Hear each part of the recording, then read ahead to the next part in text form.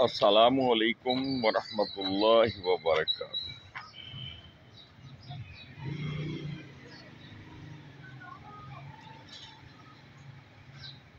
تاریخ انسانی کو اٹھا کر دیکھیں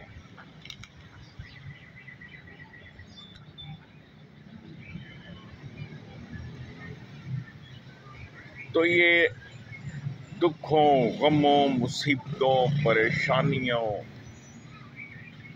سے لدی ہوئی دکھائی دیتی۔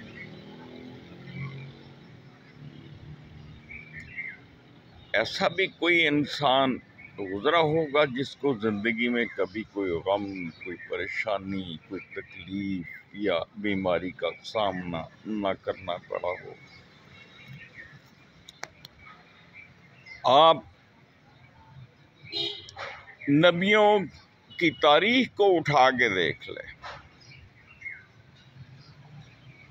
جو اللہ کے برگزیدہ بندے تھے، چنے ہوئے بندے تھے،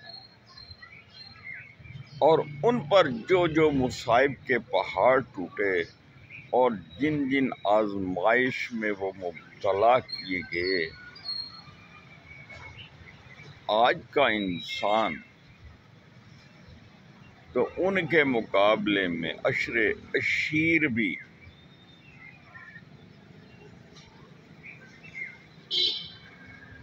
دکھ، غم اور مصیبت کا سامنا نہ کر پایا ہے۔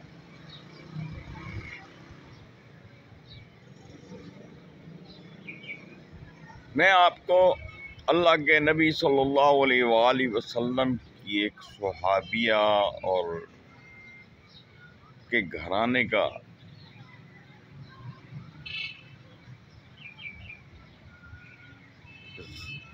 ذکر آپ کے سامنے پیش کرتا ہوں،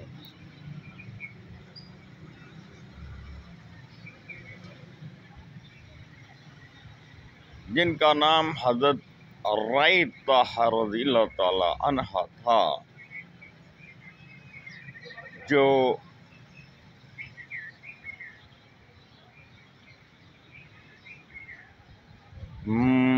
مکہ کی رہنے والی تھیں۔ انہوں نے اپنے ہی قبیلے کے ایک شخص حضرت حارث بن خالد رضی اللہ تعالی عنہ سے شادی رچائی، جو حضرت ابو بکر صدیق رضی اللہ تعالی عنہ کے ماموزاد بھائی تھے۔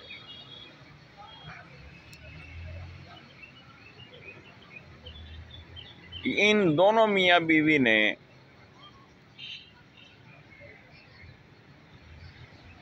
اسلام کے ابتدائی دنوں میں ہی اسلام قبول کیا، اور یہ بھی دوسرے مسلمانوں کی طرح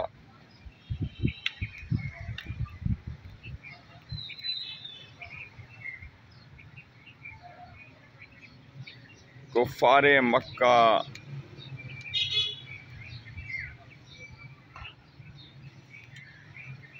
کے ظلم و ستم کا نشانہ بنے،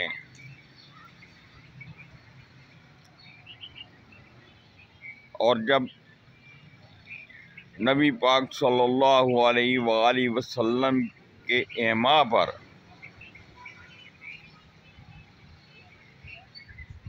مسلمانوں نے حبش کی طرف ہجرت شروع کی،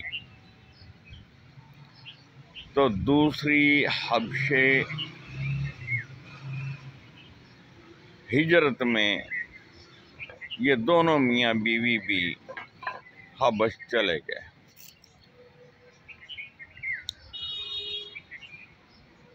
حبش میں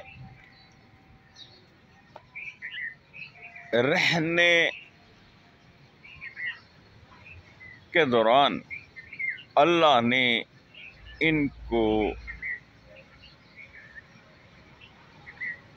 ایک بیٹا اور 3 بیٹیوں سے سرفراز فرمایا۔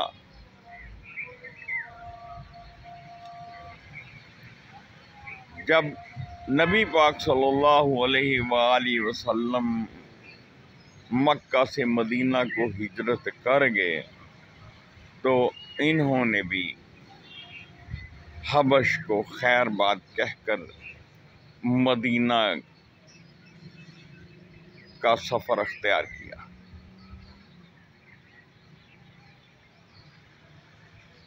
راستے میں ایک جگہ پڑاؤ ڈالا، سب نے وہاں پر پانی پیا۔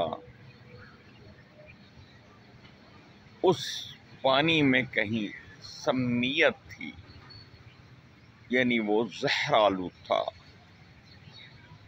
جس کی وجہ سے حضرت رائتہ رضی اللہ تعالیٰ عنہ اپنے بچوں سمیت خالق حقیقی سے جا ملی، اور حضرت حارث بن خالد رضی اللہ تعالیٰ عنہ وہاں بچ گئے، تو انہوں نے سب کو راہ حق میں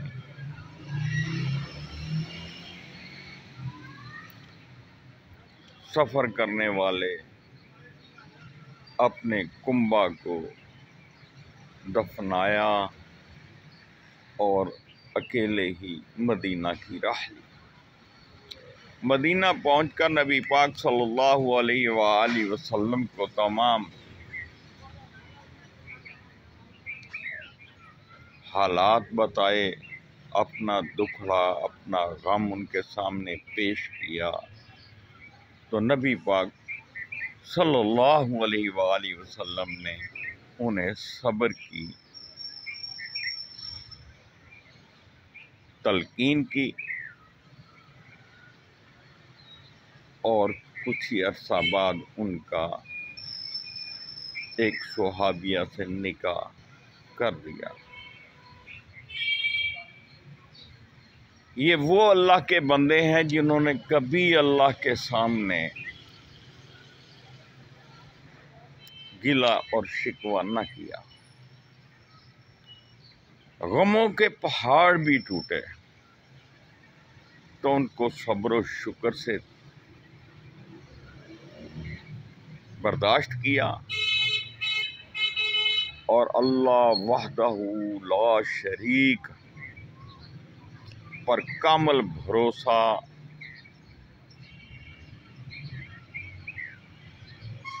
رکھا،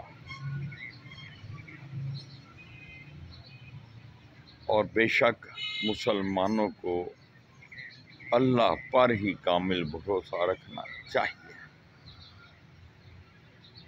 لیکن ہمارے ہاں یہ کیا ہوتا ہے؟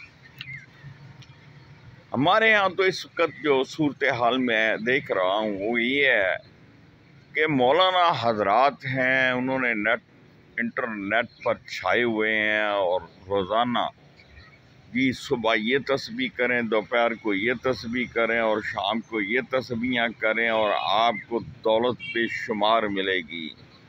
آپ کی اولاد نہیں ہوتی تو اس کے لیے آپ یہ تسبیحاں کریں۔ آپ کے حالات اگر ناسازگار ہیں، میاں بیوی کی آپس میں کوئی لڑائی جھگڑا ہے یا ان میں کوئی انبن ہے، تو اس کو دور کرنے کے لیے بھی وظیفے بتائے جا رہے ہیں۔ اللہ کے بندو، اگر اللہ پر آپ ایمان رکھتے ہیں تو پھر اللہ پر کامل بھروسہ کرو، اللہ کی کتاب اور اللہ کے نبی صلی اللہ علیہ وآلہ وسلم کے فرمودات کے مطابق زندگی بسر کرو، اور اس کے ہر فیصلہ کو اٹل اور حتمی قبول کرو۔ یہی مسلمانی ہے۔ آپ صحابیات کا رضوان اللہ علیہم اجمعین، یا صحابہ رضوان اللہ علیہم اجمعین، ان کی زندگیوں کو پڑھ کر تو دیکھو، ہمیں تو وہاں پر کوئی ایسی بات نہیں نظر آتی۔ ہاں، اللہ کے نبی کا فرمان اپنی جگہ پر درست، اس کے مطابق آپ ذکر اذکار ضرور کریں، لیکن اس سے پہلے یہ دیکھیں کہ اللہ قرآن میں کیا کہتا ہے۔ اللہ نے جو آپ کو ذکر و اذکار کا حکم دیا ہے اس پر تو آپ عمل نہیں کرتے، ذرا اس پر بھی عمل کر کے دیکھیں تو پھر دیکھیں میرے اللہ کی رحمت برستی ہوئی کہ وہ کہاں کہاں سے آپ کو ڈھانپتی ہے، اور کہاں کہاں سے اللہ تبارک و تعالی آپ کو اپنی بے انتہا نعمتوں برکتوں سے سرفراز فرماتا ہے۔ یہ دنیا کی زندگی تو چند روزہ ہے، اس کے پیچھے بھاگنے کی ضرورت نہیں، نہ ہی کوئی کامل ایمان والا ان کے پیچھے بھاگتا ہے، اور نہ ہی اس کی جستجو میں رہتا ہے۔ وہ تو توکلت علی اللہ پر زندگی بسر کرتا ہے۔ اللہ ہمیں علم و عمل کی توفیق عطا فرمائے۔ اپنا خیال رکھیے گا، دعاؤں میں یاد رکھیے گا۔ بہت بہت شکریہ۔ فی امان اللہ۔ اللہ حافظ۔